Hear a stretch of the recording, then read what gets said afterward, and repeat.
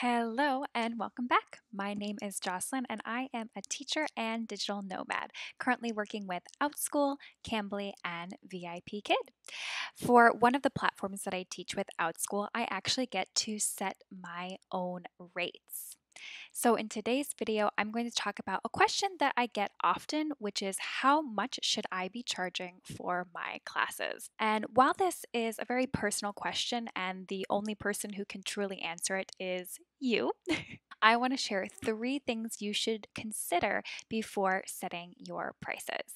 All too often, I see teachers doubting themselves and offering incredibly low prices for their classes that they spend hours creating and they literally pour their hearts and souls into. This is not something that I want you to do. You work hard, and I want to make sure that you are getting paid appropriately for the amount of time and effort that you're putting into creating these classes and giving these classes. So let's jump right into the meat of this video and get to it. And of course, if you enjoy this video and find it helpful, please hit the like and subscribe button. It truly means so much. The first thing you should keep in mind is only relevant if you work for a company that charges you a fee to either post your classes or they charge you a commission on your earnings. If you work independently and give your own private lessons or have your own business, then you can skip ahead to the second option to consider, and I'll post the time here so that you can easily do that. But if you are hired as an independent contractor to teach on a platform like Outschool, Preply, or italki, chances are they are taking a small portion of your earnings to help them run and operate the platform. If this is the case, then you want to keep in mind that you are not going to see the full amount that your student pays. For example, I teach on Outschool and I can set my own rates. The platform takes 30% of my earnings. So if each student pays me $10 for my class, my take home after Outschool takes their 30% is going to be $7. So if I really want to earn $10 per student, then I would really have to charge the student $13 or $14 so that I would earn that $10 after the company takes its cut. So before you go to set that rate, keep whatever that commission rate is or whatever that fee is and add it on to what you are ultimately going to be charging the student so that at the end of the day, you take home what you feel is fair for the amount of time and effort that you put into giving each class and creating each class. The second thing you should consider before you set your price for your class is whether or not you are going to have to pay for materials that you will ultimately be using in class or any subscriptions that you might be using during your lessons.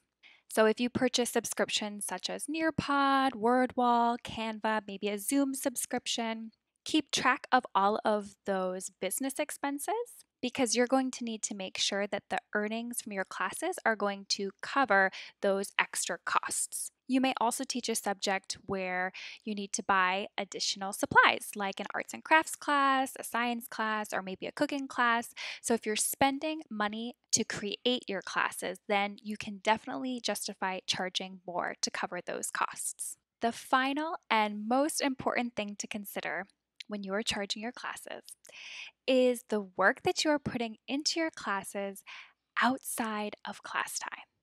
So while you may only be teaching class and be physically with your students or virtually with your students for 30 minutes or maybe an hour or an hour and a half, I can bet your bottom dollar that you are spending at least that amount, if not more, outside of the class planning and prepping for that lesson. Your students should not only be paying you for the time that you are physically with them or virtually with them in the classroom, but also the time that you are spending grading, the time that you are spending planning and prepping for that class. So let me give you an example of what I mean.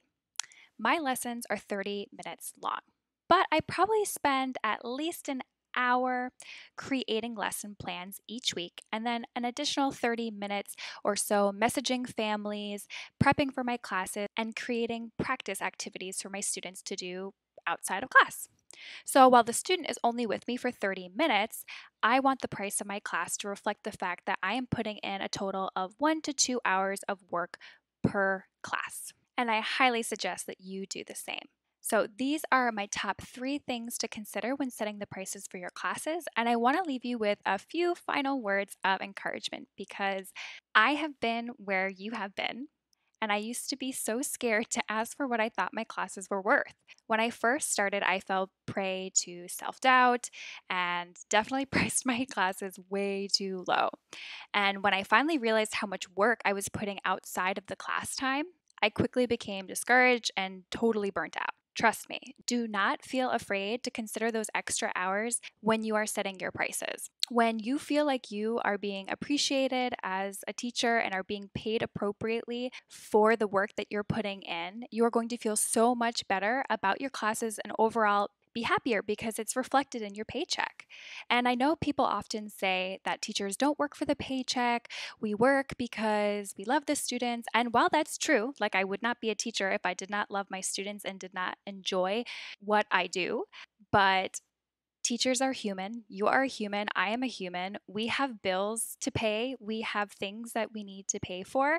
And when you don't have to worry about those things, because you're getting paid fairly, you can be a better teacher to your students because you're no longer stressed out during your class because you have a water bill you have to pay or you have to pay your rent next week and you need to take on 3 extra jobs to pay for it. And now you're not going to have energy for your classes. So do not be afraid to ask for what you think your classes are worth because when you're getting paid appropriately, you're going to have more energy, you're going to feel more valued, and overall be a better teacher to those students. And while this may take a little trial and error to finally figure out what that number is for you, because again, this is something very personal to you.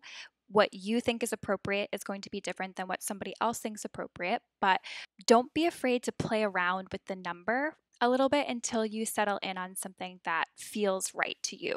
And if you initially price your classes too low, and after a little bit, you're like, you know what, I'm putting in a lot of extra time. This is taking more effort than I thought it was initially. Don't be afraid to raise your prices a little bit. You can always raise them after the fact. Or if you start out with like a huge number and then you're not getting any students, you're not getting any takers, then maybe that's an indication that you need to bring down your price a little bit or restructure the class so that you aren't spending as much time planning or you're incorporating less additional tools that require you to pay a subscription. So then you can then make your class more affordable.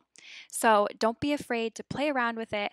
And it might take a little bit of time till you settle on something that feels right, but you will definitely get there. So I hope you found this video helpful. If you did, please give it a thumbs up and hit that subscribe button and turn on notifications so you are alerted to future videos.